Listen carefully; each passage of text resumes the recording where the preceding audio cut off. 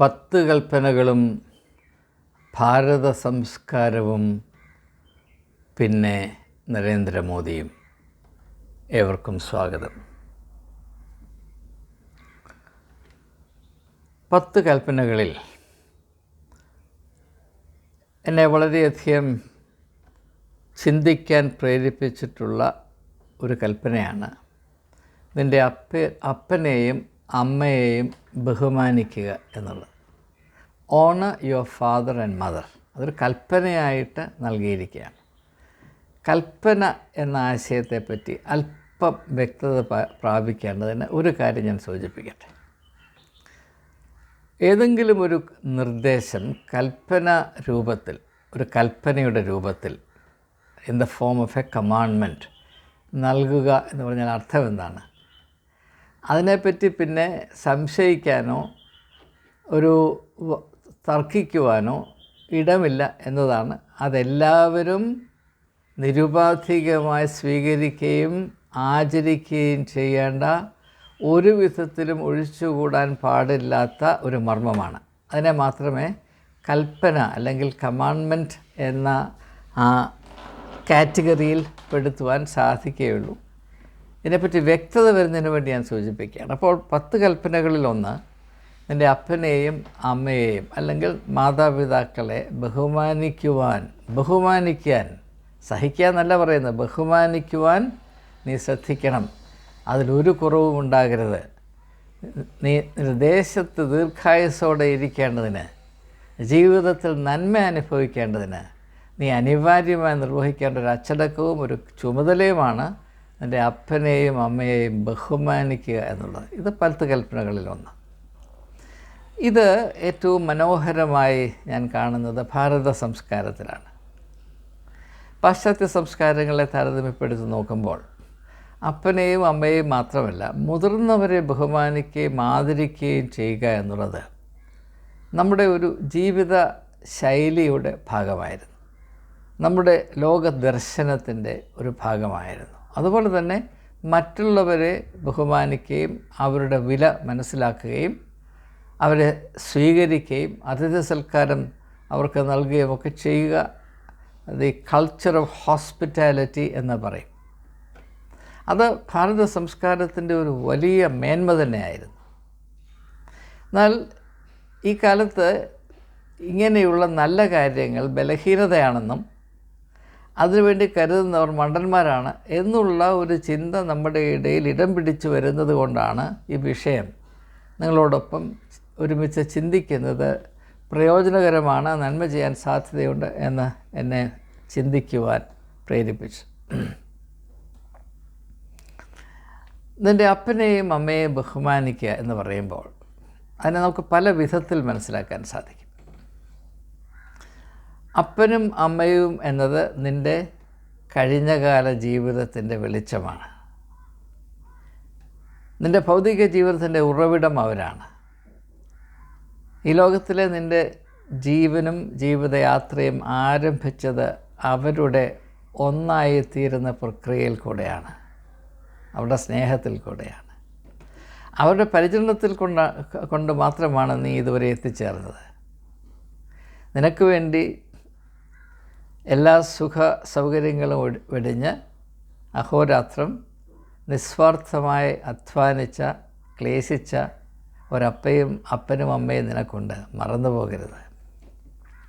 പ്രത്യേകിച്ച് ജീവിതത്തിൻ്റെ സുഖങ്ങൾ സൗകര്യങ്ങൾ വർദ്ധിക്കുമ്പോൾ, നേട്ടങ്ങൾ കൂടുതലായി കൈവരിക്കുമ്പോൾ, പൊതുരംഗത്ത് മാനിക്കപ്പെടുന്നുവെന്ന് തോന്നുമ്പോൾ, ഞാൻ ഏതാണ്ടൊക്കെ ആയി എന്ന ഒരു അപകടം നിറഞ്ഞ ഒരു ധാരണ മനസ്സിൻ്റെ ഉള്ളിൽ ഊറിക്കൂടുമ്പോൾ എപ്പോഴും ഓർത്തുകൊള്ളണം, നിൻ്റെ അപ്പനെയും അമ്മയെയും ബഹുമാനിക്കണം, മറന്നു പോകരുത്. ഇതിന് പല തട്ടത്തിലും തോതിലുമുള്ള അർത്ഥം നാം കൽപ്പിക്കണം. അതിലേക്ക് പ്രവേശിക്കുന്നതിന് മുൻപ് എൻ്റെ ഒരു അനുഭവത്തിൽ കൂടെ ഞാൻ എന്തുകൊണ്ടാണ് ഇങ്ങനെയുള്ള കാര്യങ്ങൾക്ക് മറ്റു പലരും കൽപ്പിക്കാത്ത പ്രാധാന്യവും ശ്രദ്ധയും കൊടുക്കുന്നത് എന്നത് മനസ്സിലാകുന്നതിന് വേണ്ടി ഒരു അനുഭവം കൂടെ പറയാം. അനുഭവത്തിൻ്റെ വെളിച്ചത്തിൽ ആശയങ്ങൾ പരിഗണിക്കുന്നതാണ് വ്യക്തത പ്രാപിക്കാൻ ഏറ്റവും ഉതകുന്നത് എന്നതുകൊണ്ട് ഞാൻ ഇപ്രകാരമുള്ള ഓർമ്മകൾ കൂടെ ഇതിനോടുകൂടെ ചേർക്കുകയാണ്. ഞാൻ ഏതാണ്ട് 45 വർഷം ഉന്നത വിദ്യാഭ്യാസ മേഖലയിൽ പ്രവർത്തിച്ചു. Cent Stephen's കോളേജിലായിരുന്നു. 1973 മുതൽ അധ്യാപകനായും 2007 തൊട്ട് പ്രിൻസിപ്പലായും ജോലി ചെയ്തു. ഈ കാലം അത്രയും എന്നെ വളരെയധികം ദുഃഖിപ്പിക്കുകയും നിരാശപ്പെടുത്തുകയും ചെയ്ത ഒരു പ്രവണത കോളേജിൽ പഠിക്കുന്ന ഏതാണ്ട് ഭൂരിപക്ഷം വിദ്യാർത്ഥികൾക്കും അവിടെ അപ്പനോ അമ്മയോ കോളേജിൻ്റെ 4 അയലത്ത് വരുന്നത് സന്തോഷമുള്ള കാര്യമല്ല. അപ്പനെയും അമ്മയെയും പറ്റി ലജ്ജിക്കുന്ന ഒരു മനോഭാവം യുവതീ-യുവാക്കന്മാരുടെ ഉള്ളിൽ എങ്ങനെയാണ് ഇടം പിടിക്കുന്നത് എന്ന് ഇന്നും സത്യം ഞാൻ പറയാം, ഇന്നും എനിക്ക് അറിഞ്ഞുകൂടാ. എൻ്റെ ജീവിതത്തിലെ ഏറ്റവും വലിയ നിരാശയല്ല, സങ്കടം എൻ്റെ മജ്ജയിൽ ഇന്നും ഊറിക്കൂടിയിരിക്കുന്ന ദുഃഖം. വേണ്ടതുപോലെ എൻ്റെ മാതാപിതാക്കന്മാർക്ക് ശുശ്രൂഷ ചെയ്യാനുള്ള അവസരം എനിക്ക് ലഭിച്ചില്ലല്ലോ. ഞാൻ ചെറുപ്പത്തിലെ അനാഥനായപ്പോയതുകൊണ്ട് തന്നെ. അപ്പോൾ ഇതെത്ര മഹനീയമായൊരു അനുഭവമാണ് എന്നെനിക്ക് അറിയാം. അതുകൊണ്ട് തന്നെ വിദ്യാർത്ഥികൾ നല്ല കുടുംബങ്ങളിലൊക്കെ വരുന്നു എന്ന് പറയുന്നവർ അവരുടെ അപ്പനും അമ്മയും കോളേജിൻ്റെ സമീപത്ത് വന്നാൽ അവർക്ക് ബുദ്ധിമുട്ടാണ്.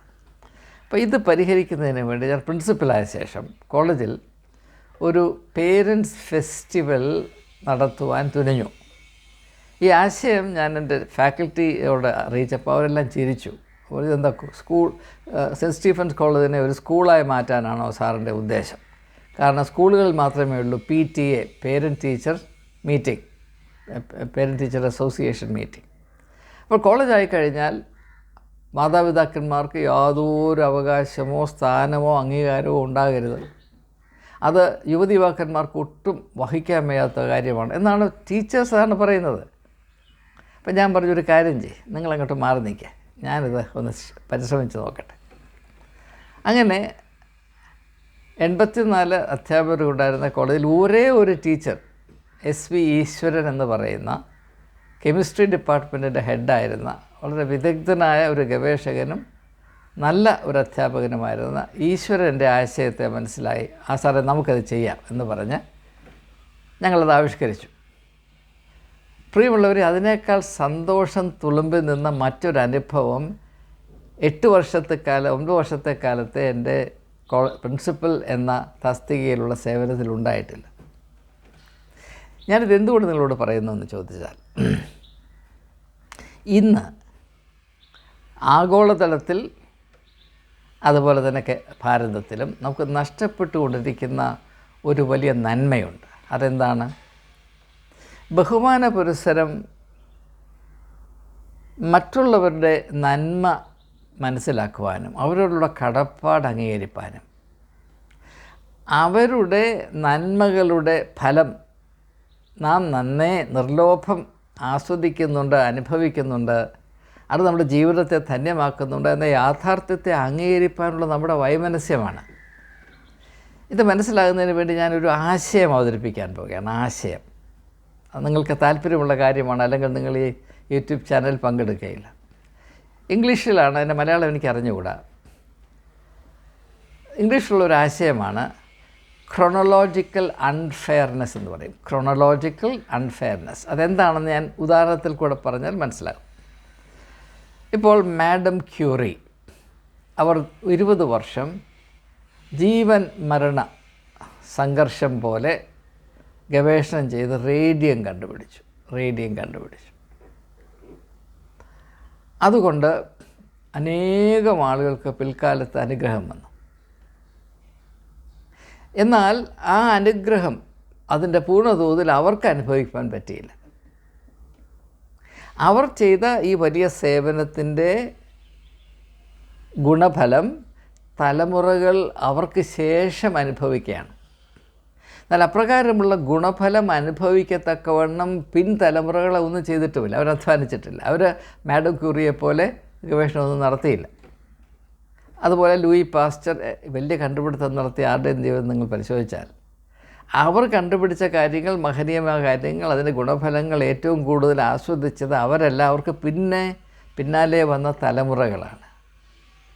അപ്പോൾ അതിനെ സൂചിപ്പിച്ചുകൊണ്ടാണ് ക്രോണോളജിക്കൽ അൺഫെയർനെസ് എന്ന് പറയുന്നത്. അതായത് അധ്വാനിക്കാതെ, ക്ലേശിക്കാതെ ഒരു നന്മ തലമുറകൾ കൈപ്പറ്റിക്കൊണ്ടേയിരിക്കുന്നു. അങ്ങനെ കൈപ്പറ്റിക്കൊണ്ടേയിരിക്കുമ്പോൾ ഇതിൻ്റെ ഉറവിടമായ സ്രോതസ്സായ വ്യക്തികളെ മറന്നുപോകുന്നു. അവരെ അപലപിക്കുന്നില്ല, അവർ ജനിച്ചിട്ടില്ല എന്നാരും പറയുന്നില്ല, ശരി തന്നെ. പക്ഷേ ഇപ്പം നമ്മളൊരു വാക്സിനേഷൻ എടുക്കാൻ പോകുമ്പോൾ ലൂയി പാസ്റ്ററെ ആരും ഓർക്കാറില്ല. നമ്മൾ കമ്പ്യൂട്ടർ ഉപയോഗിക്കുമ്പോൾ കമ്പ്യൂട്ടർ കണ്ടുപിടിച്ച ആളിനെ നമ്മൾ ഓർക്കാറില്ല. നമ്മൾ വിമാനത്തിൽ കയറി സഞ്ചരിക്കുമ്പോൾ റൈറ്റ് ബ്രദേഴ്സിനെ ഓർക്കാറില്ല. അതാണ്. എന്നാൽ അവർക്കതുകൊണ്ട് വലിയ ഗുണമൊന്നും ഉണ്ടായില്ല, വലിയ നേട്ടമൊന്നും ഉണ്ടായില്ല. പക്ഷേ തലമുറകൾ അത് ഗുണഫലം കൊയ്തുകൊണ്ടേയിരിക്കുന്നു. ക്രോണോളജിക്കൽ അൺഫെയർനെസ് നമുക്ക് മനസ്സിൽ കുറിച്ചു വെക്കാവുന്ന ഒരു നല്ല ഒരു ആശയമാണിത്. Chronological unfairness. ഒരിക്കൽ എൻ്റെ മൂത്ത മകൾ എന്നോട് ചോദിച്ചു, അപ്പാ രാവും പകലും ഇങ്ങനെ അധ്വാനിക്കുന്നല്ലോ, വിശ്രമമില്ലാതെ ഊണും ഉറക്കവുമില്ലാതെ അധ്വാനിക്കുന്നല്ലോ, തക്കതായിട്ട് വല്ലതും കിട്ടുന്നുണ്ടോ? ഇങ്ങനെ ചോദിച്ചോ. What have you to show for it എന്നാണ്. അവൾക്ക് 7ാം ക്ലാസ്സിൽ പഠിക്കുന്ന സമയത്ത്, 8ാം ക്ലാസ്സിൽ ആ സമയത്താണ് ചോദിക്കുന്നത്. I'll quote you the exact words. You work harder than anybody else I know. What have you to show for it എന്ന് ചോദിച്ചു. അപ്പോൾ ഞാൻ എൻ്റെ മകളോട് പറഞ്ഞു കൊടുത്തത്, ഒന്നും എനിക്ക് അതിൻ്റേതായി കാണിക്കാനില്ല, അതാണ് എൻ്റെ സന്തോഷം. പക്ഷേ അന്ന് എനിക്ക് ഈ കോൺസെപ്റ്റ് അറിയാൻ വയ്യായിരുന്നു. ഇന്ന് അവൾ എന്നോട് ചോദിച്ചതെങ്കിൽ ഞാൻ പറയുമായിരുന്നു, എൻ്റെ ഏറ്റവും വലിയ സന്തോഷം, എൻ്റെ ഏറ്റവും വലിയ പ്രതിഫലം, ഞാൻ കണ്ടിട്ടില്ലാത്ത തലമുറകൾ ഇതിൻ്റെ ഏതെങ്കിലും ഒരു കോണ് എങ്ങനെയോ അബദ്ധത്തിൽ കണ്ടുപിടിച്ച് അതുകൊണ്ട് അനുഗ്രഹിക്കപ്പെട്ടാൽ, എന്തെങ്കിലും ഗുണം പ്രാപിച്ചാൽ, അതാണ് എൻ്റെ ജീവിതത്തിൻ്റെ ഏറ്റവും വലിയ സമ്പത്ത്, ഏറ്റവും വലിയ ആസ്വാദ്യത, ഏറ്റവും വലിയ സന്തോഷം, ഏറ്റവും വലിയ നിർവൃതി എന്ന് ഞാൻ പറയുമായിരുന്നു. ഞാനിത് പറയുന്നത് എന്താണെന്ന് ചോദിച്ചാൽ, പ്രിയമുള്ളവരെ, നമ്മുടെ മനുഷ്യത്വത്തിൽ അവശ്യം കാത്തു സൂക്ഷിക്കേണ്ട ഒരു ഘടകമാണ് നന്ദി എന്നുള്ളത്. നന്ദിയുള്ളവരായിരിപ്പീൻ. നമ്മുടെ ഇടയിൽ നന്നേ കുറഞ്ഞു പോകുന്ന ഒരു കാര്യമാണ്. ഒരു ഉദാഹരണം പറഞ്ഞാൽ, അത്ര സുഖമല്ലാത്തൊരു ഉദാഹരണം പറഞ്ഞാൽ, നിങ്ങൾക്കേവർക്കും അറിയാവുന്ന പേരാണ് അരുൺ ഷൗരി എന്ന പേര്. അദ്ദേഹം സെൻറ്റ് സ്റ്റീഫൻസ് കോളേജിൻ്റെ വിദ്യാർത്ഥിയായിരുന്നു. എൻ്റെ ഒരു ഉത്തമ സുഹൃത്താണ്. എന്നാൽ എന്നെ ഏറ്റവും കൂടുതൽ മാധ്യമത്തിൽ കൂടെ ആക്രമിച്ചിട്ടുള്ള വ്യക്തിയും അദ്ദേഹം തന്നെയാണ്. ആക്രമിച്ച ശേഷവും എന്നോട് ഏറ്റവും കൂടുതൽ ബഹുമാനവും സ്നേഹവും പുലർത്തിയ വ്യക്തിയും അദ്ദേഹം തന്നെയാണ്. എനിക്ക് ഏറ്റവും സ്നേഹം അദ്ദേഹത്തോടുണ്ട്. ഒരു സംഘർഷത്തിനും എനിക്ക് അദ്ദേഹത്തോടുള്ള സ്നേഹത്തെയോ വാത്സല്യത്തെയോ കുറയ്ക്കുവാൻ സാധ്യമല്ല. അപ്പോൾ അദ്ദേഹം ഇലസ്ട്രേറ്റഡ് വീക്ക്ലി ഓഫ് ഇന്ത്യ എന്ന് പറയുന്ന ഇപ്പോഴില്ല, അത് നിലച്ചുപോയി. അതിൽ ക്രിസ്തീയ മതത്തെപ്പറ്റി, പ്രത്യേകിച്ച് മിഷണറിമാരെ പറ്റി 6 ലേഖനങ്ങൾ വളരെ വിമർശിച്ച്, മിഷണറിമാർ എത്ര ദുരുദ്ദേശത്തോടുകൂടെയാണ് ഭാരതത്തിൽ ജോലി ചെയ്തിട്ടുള്ളത്, കൺവേർഷനാണ്, പെർവേർഷനാണ് എന്നൊക്കെ പറഞ്ഞെഴുതി. അത് വായിച്ചിട്ട് അതേ പബ്ലിക്കേഷനിൽ തന്നെ വളരെയധികം പ്രവർത്തിച്ചിട്ടുണ്ടായിരുന്ന ഖുഷ്വന്ത് സിംഗ്, അദ്ദേഹം മരിച്ചുപോയത് നിങ്ങൾക്കറിയാം. ഖുഷ്വന്ത് സിംഗ്, അദ്ദേഹവും സെൻറ്റ് സ്റ്റീഫൻസ് കോളേജിൻ്റെ പൂർവ്വ വിദ്യാർത്ഥിയായിരുന്നു. അദ്ദേഹത്തിൻ്റെ കൊച്ചുമകളെ അധ്യാപികയായി അവിടെ നിയമിക്കാനുള്ള ഒരു അവസരവും എനിക്കുണ്ടായി. അദ്ദേഹം അരുൺ ഷൗരിയെ പറ്റി പറഞ്ഞത് ഇംഗ്ലീഷിലാണ്. അപ്പോൾ ഇങ്ങനെ പറയുന്നത്, you can accuse Arun Shourie of any other sins except the sin of gratitude. Arun ഷൗരിയെ പറ്റി നിങ്ങൾക്ക് ഏത് വിമർശനവും പറയാം, പക്ഷേ അദ്ദേഹത്തിന് നന്ദിയുണ്ട് എന്ന ഒരു കുറവ് അദ്ദേഹത്തെപ്പറ്റി ആർക്കും പറയാൻ കഴിയുകയില്ല എന്നാണ് അദ്ദേഹം പറഞ്ഞത്. എന്നാൽ വാസ്തവത്തിൽ അങ്ങനെയല്ല. എൻ്റെ അനുഭവത്തിൽ അരുൺ ശൗരി അങ്ങനെയല്ല. അദ്ദേഹം ഒരു കാലത്ത് സംഘപരിവാറിൻ്റെ തലച്ചോറായി പ്രവർത്തിച്ച കാലത്ത് അങ്ങനെ എഴുതാൻ, അങ്ങനെ നിലപാടെടുക്കാൻ അദ്ദേഹം നിർബന്ധിതനായതുകൊണ്ട് അങ്ങനെ ചെയ്തു. പോട്ടെ, ഞാൻ പറഞ്ഞു വന്നത് നമുക്ക് നന്ദിയില്ല എന്ന ഒരു കാര്യമാണ്. ഡൽഹിയിൽ വളരെയധികം സ്വാധീനമുള്ള ഒരു മലയാളി രാഷ്ട്രീയക്കാരൻ, അദ്ദേഹം എല്ലാവരെയും സഹായിക്കുന്ന വ്യക്തിയാണ്. രാഷ്ട്രീയത്തിൽ ഇത്രമാത്രം മറ്റുള്ളവരെ സഹായിക്കാൻ ആത്മാർത്ഥമായ താല്പര്യം കാണിക്കുന്ന മറ്റൊരു വ്യക്തിയെ ഞാൻ കണ്ടിട്ടില്ല. അപ്പോൾ ഒരിക്കൽ സംഭാഷണ മധ്യേ അദ്ദേഹം പറഞ്ഞു, ഞാൻ പല ആളുകളെയും സഹായിച്ചിട്ടുണ്ട്, എന്നാൽ എന്തെങ്കിലും സഹായം ചെയ്ത ശേഷം ഒരു താങ്ക് യു പോലും ഒരിക്കലും പറയാത്ത ആളുകൾ മലയാളികൾ മാത്രമാണ്. മറ്റാർക്കെങ്കിലും ഒരു ചെറിയ നന്മ ചെയ്താൽ അവർ 100 തവണ അത് ഓർക്കും, നന്മ പറയും. പക്ഷേ മലയാളി മാത്രം തിരിഞ്ഞു നോക്കത്തില്ല എന്ന് അദ്ദേഹം പറഞ്ഞു. അപ്പോൾ ഇതൊക്കെ ഞാൻ ഓരോ യാഥാർത്ഥ്യങ്ങളൊന്ന് അടയാളപ്പെടുത്തുന്നതെന്ന് മാത്രമാണ്. ഞാനിത് എന്തുകൊണ്ട് പറയുന്നു എന്ന് ചോദിച്ചാൽ, ഇത് നാം എല്ലാവരും ധരിച്ചിരിക്കണം. ഞാൻ ആരെയും വിമർശിച്ച് പറയുന്നതല്ല, നമ്മൾ യാഥാർത്ഥ്യം മനസ്സിലാക്കുന്നതിന് വേണ്ടി പറയുക. ശ്രീ നരേന്ദ്രമോദിയുടെ കഴിഞ്ഞ കാല പ്രസ്താവനകൾ, പ്രത്യേകിച്ച് കഴിഞ്ഞ 5 വർഷത്തെ പ്രസ്താവനകളിൽ തനിക്ക് മുൻപ് ഭാരതം ഭരിച്ച ആളുകൾ അല്ലെങ്കിൽ പ്രൈം മിനിസ്റ്റേഴ്സൊക്കെ ആ ജോലി ചെയ്ത ആളുകൾ, പ്രത്യേകിച്ച് ജവഹർലാൽ നെഹ്റു, ഒന്നും ചെയ്തിട്ടില്ല. അവർക്കൊന്നും ഒരു കഴിവും ഉണ്ടായിരുന്നില്ല. ഭാരതത്തെപ്പറ്റി അവർക്ക് അറിവില്ലായിരുന്നു, ചിന്തയില്ലായിരുന്നു, താല്പര്യമില്ലായിരുന്നു, ദേശഭക്തിയില്ലായിരുന്നു. ഭാരതം ദീർഘമായ ഈ കുംഭകർണ സേവയിൽ നിന്ന്, ഉറക്കത്തിൽ നിന്ന് ഉണർന്നെഴുന്നേറ്റത് 2014 താൻ പ്രധാനമന്ത്രി അതിലൂടെ മാത്രമാണ്, അതിനുശേഷം മാത്രമാണ് ഭാരതം വികസിച്ചത് എന്നുള്ള അദ്ദേഹത്തിൻ്റെ അവകാശവാദം അതെന്നെ നന്നേ നിരാശപ്പെടുത്തുന്നുണ്ട്. അത് അദ്ദേഹത്തിന് നല്ലതല്ല. ഇപ്പോൾ ശ്രീ നരേന്ദ്രമോദി അങ്ങനെ പറയുന്നത് കൊണ്ട് പണ്ഡിറ്റ് ജവഹർലാൽ നെഹ്റു ഈ രാജ്യത്ത് നൽകിയ നിസ്തുല്യമായ സംഭാവനകൾ ഇല്ലാതെയായി പോകുകയില്ല. പിന്നെ ചരിത്രത്തെ തിരുത്തിയെഴുതി അദ്ദേഹത്തിൻ്റെ പേര് മായ്ച്ചു കളയാൻ സാധിക്കും. ഇപ്പോൾ റഷ്യൻ ചരിത്രം നോക്കുമ്പോൾ ട്രോട്സ്കിയുടെ പേര് കാണാൻ സാധ്യമല്ല.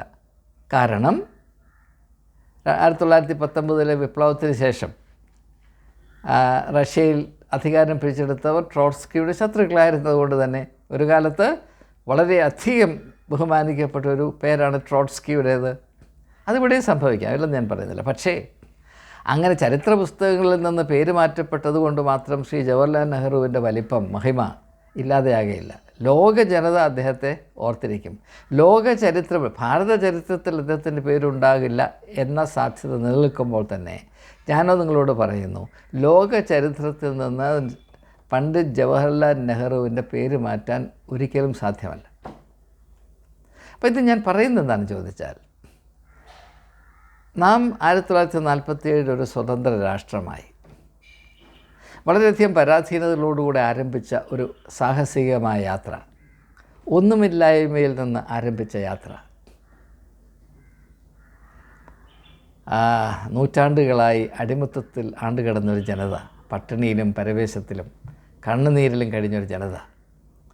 ഈ നാട്ടിലെ ജനങ്ങളുടെ കണ്ണുനീര് ഞാൻ തുടയ്ക്കും എന്ന ദർശനത്തിൽ ചുമതലയേറ്റ പണ്ഡിറ്റ് ജവഹർലാൽ നെഹ്റു,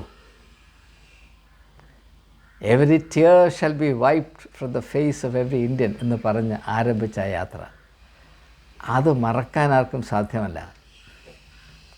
അതുപോലെ തന്നെ മഹാത്മാഗാന്ധിയെ ആളുകൾ അറിയാൻ തുടങ്ങിയത് റിച്ചർഡ് ആറ്റൻബറുവിൻ്റെ സിനിമ വന്നതുകൊണ്ടാണ് എന്ന് പറയുന്ന ഈ ഒരു കാഴ്ചപ്പാട്, ഇത് പറയേണ്ടി വന്നതിൽ ദുഃഖിക്കുന്നു. ഇത് ശ്രീ നരേന്ദ്രമോദിയുടെ വ്യക്തിത്വത്തിന് പറ്റിയതല്ല. അത് അദ്ദേഹം മനസ്സിലാക്കണം. ഇപ്പോൾ സെൻറ്റ് സ്റ്റീഫൻസ് കോളേജിൽ പഠിച്ച വിദ്യാർത്ഥികൾ, അവരുടെ അപ്പനമ്മമാർ അവർ പഠിക്കുന്ന കോളേജ് കാണാനായിട്ടൊന്ന് വന്നാൽ അവർക്ക് നാണക്കേടാണെന്ന് പറയുന്ന പീറത്തരം, വെറും പീറത്തരം, ഒന്നാന്തരം പീറത്തരം. ഞാൻ അതിനെതിരെ നിലപാടെടുത്ത യുദ്ധം ചെയ്ത ആളാണ്. അതല്ല അഭിമാനം ഒന്ന് കാണിച്ചു കൊടുത്തയാളാണ്. അതിൽ നിന്ന് അദ്ദേഹം മാറണം. തനിക്ക് മുൻപ് ചുമതലയേറ്റവരെല്ലാവരും അവരുടെ കഴിവിൻ്റെ പരമാവധി ഉപയോഗിച്ച് ഈ രാഷ്ട്രത്തിൻ്റെ നന്മയ്ക്ക് വേണ്ടി നിസ്വാർത്ഥമായി മഹനീയമായ സേവനം നടത്തിയ യാഥാർത്ഥ്യം അദ്ദേഹം പൊതുവായി അംഗീകരിക്കണം. അല്ലെങ്കിൽ എന്ത് സംഭവിക്കുമെന്നറിയാം? നരേന്ദ്രമോദിയെ പറ്റിയുള്ള ജനങ്ങളുടെ ബഹുമാനം 100% നശിച്ചു പോകും. എന്തുകൊണ്ടോ അദ്ദേഹത്തിന് ഇത് മനസ്സിലാകുന്നില്ല. ഈ ലോകത്തിൽ, ഭാരതത്തിലുള്ള ജനങ്ങൾക്ക് പല ഓർമ്മകളുമുണ്ട്. ഓരോരുത്തർക്കും ഓരോ ഓർമ്മകളുണ്ട്. ഈ രാജ്യത്തിന് വേണ്ടി ജീവൻ കൊടുത്ത ഒരു ഇന്ദിരാഗാന്ധിയുണ്ട്. അവർ തെറ്റ് ചെയ്തു. എമർജൻസി, അടിയന്തരകാലം വലിയ തെറ്റാണ് എന്ന് പറയുമ്പോൾ തന്നെ ഞാൻ നിങ്ങളോട് പറയുന്നു, അവരിൽ മാഹാത്മ്യത്തിൻ്റെ കണികകളുണ്ടായിരുന്നു. ഞാൻ മുമ്പ് നിങ്ങളോട് പറഞ്ഞിട്ടുള്ളതാണ്. അവരുടെ സെക്യൂരിറ്റി സ്റ്റാഫ് അവരോട് പറഞ്ഞു, നിങ്ങളുടെ ജീവിതം അപകടത്തിലാണ്. ബ്ലൂ സ്റ്റാർ 1984 ബ്ലൂ സ്റ്റാറിന് ശേഷം സിഖ് മതക്കാരുടെ ഇടയിൽ, എല്ലാവരുടെ ഇടയിലില്ല, ഉഗ്രവാദികളുടെ ഇടയിൽ നിങ്ങളെപ്പറ്റി വലിയ അമർഷമുണ്ട്, നിങ്ങളുടെ ജീവൻ അപകടത്തിലാണ്. അതുകൊണ്ട് ആ കൂട്ടത്തിൽപ്പെട്ട ആളുകളെ നിങ്ങളുടെ പേഴ്സണൽ സെക്യൂരിറ്റി ഗാർഡ് ആക്കരുതെന്ന് പറഞ്ഞപ്പോൾ അവർ പറഞ്ഞു, എൻ്റെ ജനത്തെ വിവിധ തരത്തിലുള്ള ലേബലിൽ കാണുവാൻ ഞാൻ തയ്യാറല്ല. എൻ്റെ ജീവൻ പോണെങ്കിൽ പോയിക്കോട്ടെ. വെടിയുണ്ടയേറ്റ് മരിക്കുന്നതിന് 2 ദിവസം മുൻപ് അവർ ഒറീസയിൽ വന്ന് പ്രസംഗിക്കുമ്പോൾ തൻ്റെ മരണം ആസന്നമായിരിക്കുന്നു എന്നവർ വ്യക്തമായി പറഞ്ഞത് എനിക്ക് ഓർമ്മയുണ്ട്.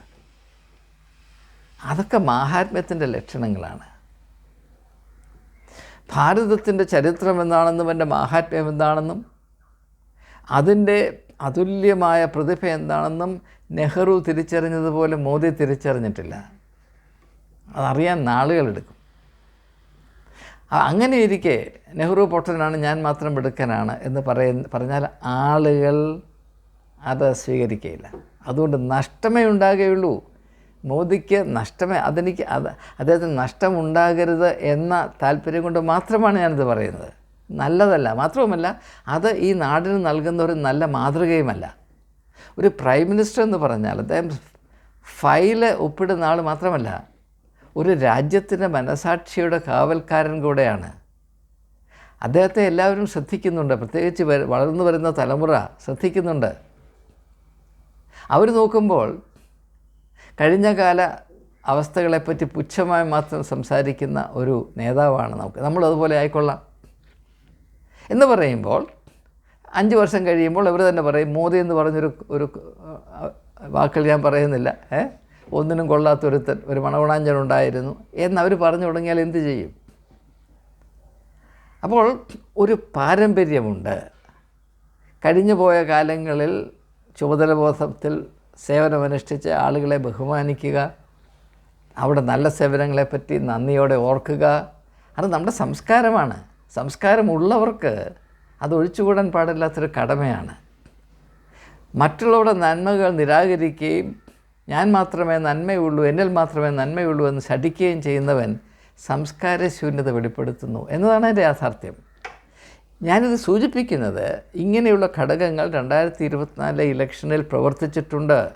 അതുകൊണ്ട് ശ്രീ നരേന്ദ്രമോദിയുടെ ഇമേജിന് ഇടിവ് വന്നിട്ടുണ്ട്. അദ്ദേഹത്തിൻ്റെ ഇമേജിന് ഇടിവ് ഉണ്ടാകാതിരിക്കട്ടെ എന്ന ഉദ്ദേശത്തോടു കൂടിയാണ് ഇത് പറയുന്നതെങ്കിലും അദ്ദേഹത്തിൻ്റെ ഭക്തന്മാരായ ചില കിങ്കരന്മാർ എൻ്റെ നേരെ കുരച്ചുകൊണ്ട് ചാടുമെന്ന് എനിക്കറിയാം. അങ്ങനെയുള്ളവരെ കൊണ്ടാണ് മോദിക്ക് ഏറ്റവും കൂടുതൽ നഷ്ടം വന്നിട്ടുള്ളത്. അത് ഈ കാലം ഇനിയുമെങ്കിലും അദ്ദേഹം മനസ്സിലാക്കുമെന്നാണ് ഞാൻ വിചാരിക്കുന്നത്. അപ്പോൾ ഈ ഒരു മോദിയുടെ കാഴ്ചപ്പാടിലുള്ള ഈ ഒരു വലിയ വിള്ളൽ, അതിൻ്റെ ഒരംശം, അതിൻ്റെ ഒരു വിരോധാഭാസം കൂടെ കാണിച്ചുകൊണ്ട് ഞാൻ എൻ്റെ വാക്കുകൾ ഉപസംഹരിക്കാൻ പോവുകയാണ്. ഇപ്പോൾ തനിക്ക് മുമ്പുള്ളതെല്ലാം ചപ്പും ചവറുമായിരുന്നു എന്ന് പറയുമ്പോൾ പിന്നെ എങ്ങനെയാണ് ഭാരതത്തിൻ്റെ 5000 വർഷത്തെ പൂർവ്വകാല പാരമ്പര്യം അത് വലുതാണെന്ന് പറയുന്നത് എങ്ങനെയാണ്? അതുണ്ടാക്കിയത് മനുഷ്യരാണ്. 1947 സ്വാതന്ത്ര്യം കിട്ടിയപ്പോൾ അതിനുവേണ്ടി പ്രവർത്തിച്ചവർ മനുഷ്യരാണ്. അതിനുശേഷം 2014 വരെ ഭാരതം നയിച്ച ആളുകൾ മനുഷ്യരാണ്. എല്ലാവരും മനുഷ്യരാണ്. അപ്പം എനിക്ക് മുമ്പിലുള്ള എല്ലാവരും കഴുതകളാണെങ്കിൽ ഞാനും കഴുതയാണ്. കാരണം ജോർജ് ബെർണാഡ് ഷോ പറഞ്ഞൊരു കാര്യമുണ്ട്, I stand on the shoulders of Shakespeare എന്ന് പറയാറുണ്ട്. അതിൻ്റെ അർത്ഥം പറ്റുന്നുമല്ല, അദ്ദേഹം ഷേക്സ്പിയറിനേക്കാൾ തലയെടുപ്പുള്ള ആളെന്ന അർത്ഥത്തിൽ മാത്രമല്ല അദ്ദേഹം പറഞ്ഞത് ഞാനെന്ന വ്യക്തി ഉണ്ടാകണമെങ്കിൽ ഷേക്സ്പിയർ ഉണ്ടാകണം, ഷേക്സ്പിയർ ഇല്ലായിരുന്നുവെങ്കിൽ ഞാനും ഉണ്ടാകുമായിരുന്നില്ല. അത് ഈ തരുണത്തിലും അന്വർത്ഥമാണ്. 2014 മുൻപ്, പ്രത്യേകിച്ച് ഡോക്ടർ മൻമോഹൻ സിംഗിൻ്റെ കാലത്ത് 10 വർഷം അദ്ദേഹത്തിൻ്റെ വളരെ സമർത്ഥമായ നേതൃത്വത്തിൻ്റെ ഫലമായി ഭാരതത്തിൽ അസൂയാവഹമായ സാമ്പത്തികമായ പുരോഗതി ഉണ്ടായതിൻ്റെ ഗുണഫലമാണ് ശ്രീ നരേന്ദ്രമോദി അനുഭവിക്കുന്നത്. പക്ഷെ അത് സമ്മതിക്കാനുള്ള മാന്യത അദ്ദേഹത്തിനില്ല എന്നത് വളരെ നിരാശാജനകമാണ്. അതിലൊരു മാറ്റം വരുമെന്ന് ഞാൻ പ്രതീക്ഷിക്കുകയാണ്. മാറ്റം വരട്ടെ എന്ന പ്രാർത്ഥനയോടുകൂടെയാണ് ഞാൻ ഈ വാക്കുകൾ പറയുന്നത്. ഞാൻ പറയുന്ന ഓരോ വാക്കുകളും ആ പ്രാർത്ഥനയുടെ രുചിയുള്ളതാണ്, വിമർശനമല്ല, ഇതൊരു പ്രാർത്ഥനയാണ്. കാരണം മോദിയിൽ കൂടെ ആണെങ്കിലും മറ്റാരിൽ കൂടെ ആണെങ്കിലും ഈ രാജ്യത്തിന് നന്മ വരണം എന്നൊരൊറ്റ താല്പര്യം മാത്രമേ എനിക്കുള്ളൂ. എനിക്ക് ഇന്ന ആൾ ഇവിടെ പ്രധാനമന്ത്രിയാകണമെന്നോ ഭരിക്കണമെന്നോ യാതൊരു താല്പര്യവുമില്ല. സത്യമായി ഞാൻ പറയുന്നു, എനിക്ക് ഈ രാജ്യത്തിന് നന്മ വരണം. ഭാരതത്തിൻ്റെ സാധ്യതകളെപ്പറ്റി അത്ഭുതത്തോടു കൂടെയാണ് ഞാൻ ഓർക്കുന്നത്. ഞാൻ ഭാരതത്തെപ്പറ്റി ഓർക്കുമ്പോൾ ഞാൻ എപ്പോഴും പറയുന്നത് it's A story of wasted opportunities. It's A tragic story of wasted opportunities. അപ്പോൾ ഇവിടെയുള്ള അത്ഭുതകരമായ സാധ്യതകളോട് നീതി പാലിക്കുവാൻ ആർക്കെങ്കിലും കഴിയുമെങ്കിൽ കക്ഷി രാഷ്ട്രീയ ഭേദമന്യേ ഞാൻ ആ വ്യക്തിയെ നെഞ്ചിലേറ്റും, യാതൊരു സംശയമില്ല. പക്ഷേ മനുഷ്യത്വം എന്ന് പറയുന്ന ഒരു സങ്കല്പത്തിൽ അനിവാര്യമായി സ്ഥിതി ചെയ്യേണ്ട ഒരു മാന്യതയുണ്ട്. അത് മുതിർന്നവരെ ബഹുമാനിക്കുക, കഴിഞ്ഞ കാലങ്ങളിൽ സേവനം ചെയ്ത് ഇപ്രകാരം ഒരു നല്ല അവസ്ഥയിലായി തീരുവാൻ നമ്മെ സഹായിച്ച ആളുകളെ ഓർമ്മിക്കുകയും അവരോട് നന്ദിയുള്ളവരായിരിക്കുകയും ചെയ്യുക, മറ്റുള്ളവരെ പറ്റി അല്പം ബഹുമാന പുരസ്സരം ചിന്തിക്കുകയും പ്രതിപാദിക്കുകയും ചെയ്യുക, അവർ ചെയ്ത നല്ല സേവനത്തിന് വേണ്ടി നന്ദിയുള്ളവരായിരിക്കുക, അല്പം എളിമ കാണിക്കുക. ഇതുകൊണ്ട് ആർക്കും ഒരു നഷ്ടവും വരികയില്ല. ഞാൻ മാത്രമാണ് ഈ ലോകത്തിലെ ഒരേ ഒരു നേതാവ്, എന്നെക്കൊണ്ട് മാത്രമേ എന്തെങ്കിലും ചെയ്യാൻ കഴിയുകയുള്ളൂ, എന്നെക്കൊണ്ട് സാധിക്കാത്ത ഒന്നുമില്ല, മോദി ഹെ തോ സബ് മുംകിൻ ഹെ എന്നൊക്കെ പറയുമ്പോൾ അത് വാസ്തവത്തിൽ അത് ധിക്കാരത്തിൻ്റെ ഭാഷ തന്നെയാണ്. അത് ആത്മധൈര്യത്തിൻ്റെ ഭാഷയല്ല, അത് ധിക്കാരത്തിൻ്റെ ഭാഷയാണ്. കാരണം എന്നെക്കൊണ്ട് സാധിക്കാത്തതൊന്നുമില്ല എന്ന് ദൈവം മാത്രമേ ദൈവം അങ്ങനെ പറയില്ല, പറഞ്ഞാൽ തന്നെ ദൈവത്തിന് മാത്രമേ പറയാൻ സാധ്യമാകുകയുള്ളൂ. ഇപ്പോൾ തന്നെ കൊണ്ട് കഴിയാത്ത കാര്യങ്ങളുണ്ടെന്ന് ഇപ്പോൾ കാലം തെളിയിച്ചില്ലേ. അപ്പോൾ ഇതൊന്നും ആർക്കും പറ്റിയ കാര്യമല്ല. ഇതുകൊണ്ട് ആർക്കും പ്രയോജനമില്ല, നഷ്ടം മാത്രമേ ഉണ്ടാകുകയുള്ളൂ. അതുകൊണ്ടാണ് സ്വന്തം അപ്പനും അമ്മയും തങ്ങൾ പഠിക്കുന്ന കലാലയത്തിൻ്റെ പരിസരത്ത് വന്നാൽ നാണക്കേടാണെന്ന് ചിന്തിക്കുന്ന ആ യുവതീ യുവാക്കന്മാരുടെ മനസ്സിലെ സാംസ്കാരിക പാപ്പരത്വം, സാംസ്കാരിക പിതൃശൂന്യത, അതിത്ര വലിയ വലിയ പദം അലങ്കരിക്കുന്ന വ്യക്തികളിൽ തികച്ചും അനുയോജ്യമല്ല എന്നത് എല്ലാവരും മനസ്സിലാക്കണം. ഇപ്പം ഞാൻ തന്നെ ശ്രീ നരേന്ദ്രമോദിയെപ്പറ്റി സംസാരിക്കുമ്പോൾ എൻ്റെ മനസ്സിൽ അദ്ദേഹത്തെപ്പറ്റി ബഹുമാനം ഉണ്ടാകണം. ബഹുമാനം, സ്നേഹം മനസ്സിൽ ഉള്ളപ്പോൾ മാത്രമേ ക്രിയാത്മകമായ വിമർശനം നടത്തുവാൻ സാധ്യമാകുകയുള്ളൂ. എന്താണ് ക്രിയാത്മകമായ വിമർശനം? നന്മ വരണമേ എന്ന താല്പര്യത്തിൽ കൂടെ മാത്രം നടത്തുന്ന വിമർശനമാണ് ക്രിയാത്മകമായ വിമർശനം. ഞാൻ അപ്രകാരമാണ് ഈ ഒരു കടമ നിർവഹിച്ചതെന്നാണ് എൻ്റെ പക്ഷം. അത് മനസ്സിലാക്കാൻ കഴിയുള്ളവർ മനസ്സിലാക്കട്ടെ, അല്ലാത്തവർ എങ്ങനെയെങ്കിലും വിചാരിക്കട്ടെ. അതുകൊണ്ട് ഏതായാലും നമുക്ക് എല്ലാവരും മനഃപൂർവ്വം വളർത്തിയെടുക്കേണ്ട ഒരു കാര്യമാണ് അല്പം ബഹുമാനത്തോടുകൂടെ ജീവിതത്തെയും അതിൻ്റെ വിവിധ സാഹചര്യങ്ങൾക്ക് നന്മ വരുവാൻ തക്കവണ്ണം കഴിഞ്ഞ കാലങ്ങളിൽ സേവനമനുഷ്ഠിച്ച ഓരോരുത്തരെയും ഓർത്ത് നന്ദിയുള്ളവരും ബഹുമാനമുള്ളവരുമായിരിക്കുക. ബെർട്രാൻഡ് റസ്സൽ, അദ്ദേഹത്തിൻ്റെ ഒരു മനോഹരമായ പുസ്തകമാണ് ദ പൊളിറ്റിക്കൽ ഐഡിയൽസ്. അതിനകത്ത് പറയുന്നത് ഒരു സമൂഹത്തിൽ അനിവാര്യമായി നിലനിൽക്കേണ്ട, എല്ലാവരും മനഃപൂർവ്വം വളർത്തിയെടുക്കേണ്ട ഒരു നന്മയാണ് എ റെവറൻഷ്യൽ ആറ്റിറ്റ്യൂഡ് ടു ലൈഫ്. ജീവിതത്തെപ്പറ്റിയും അതിൻ്റെ മേന്മകളെപ്പറ്റിയും ആരാധനാ മനോഭാവത്തോടെ കാണുന്ന ഒരു സ്വഭാവം നമ്മൾ മനഃപൂർവ്വം വളർത്തിയെടുക്കണം. സ്വാഭാവികമായില്ലെങ്കിൽ അത് മനഃപൂർവ്വം വളർത്തിയെടുക്കണം.